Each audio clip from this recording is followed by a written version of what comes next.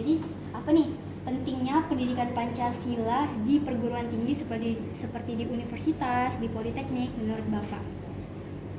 Ya, kalau pentingnya Pancasila itu sangat penting.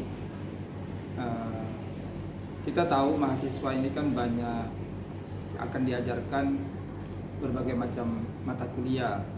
Di antara yang paling penting itu adalah pendidikan Pancasila. Kenapa? Karena tidak cukup kita itu dari SD, SMP, SMA saja Pancasila itu, tetapi harus diperdalam lagi di perguruan tinggi, terutama di politeknik ini.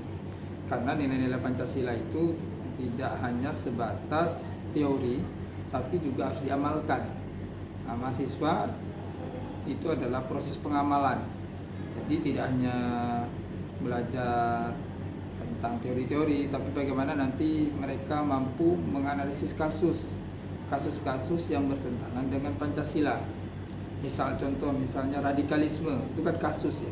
Nah, itu kasus seperti itu, bagaimana mahasiswa menyikapi kasus-kasus seperti itu dan mampu memberikan solusi. Nah itu, maka penting diajarkan mata kuliah Pancasila di perguruan tinggi. Seperti itu. Baik, lanjut ke pertanyaan kedua. Apa nih dampak yang Bapak rasakan setelah adanya mata kuliah pendidikan kewarganegaraan? Kewarganegaraan apa Pancasila? Pendidikan Pancasila maksudnya. Iya, jadi memang harus dibedakan antara kewarganegaraan dengan Pancasila. Maka pemerintah sekarang membagi dua mata kuliah itu. Ada mata kuliah kewarganegaraan, ada mata kuliah Pancasila. Nah, maka dampak yang paling terasa adalah pengamalan Pancasila itu sendiri.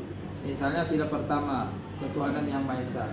Mahasiswa menjadi pribadi-pribadi yang taat kepada Tuhannya masing-masing.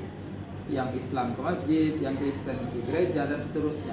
Itu adalah pengamalan sila pertama, ketuhanan yang Maha Esa. Itu dampak yang paling terasa. Kemudian yang kedua adalah kemanusiaan adil dan beradab. Jadi mahasiswa dalam hal ini bisa berlaku adil dan punya adab terhadap sesama, adab sesama dosen, adab terhadap orang tua, adab kepada yang lain, bisa beradab dia karena teori-teori atau materi-materi yang disampaikan. Yang ketiga, persatuan Indonesia.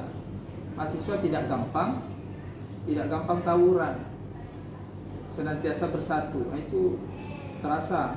Coba bayangkan kalau misalnya Pancasila itu tidak ada, bisa saja mereka tawuran, bisa saja mereka konflik antara sesama mahasiswa atau bahkan dengan yang lain.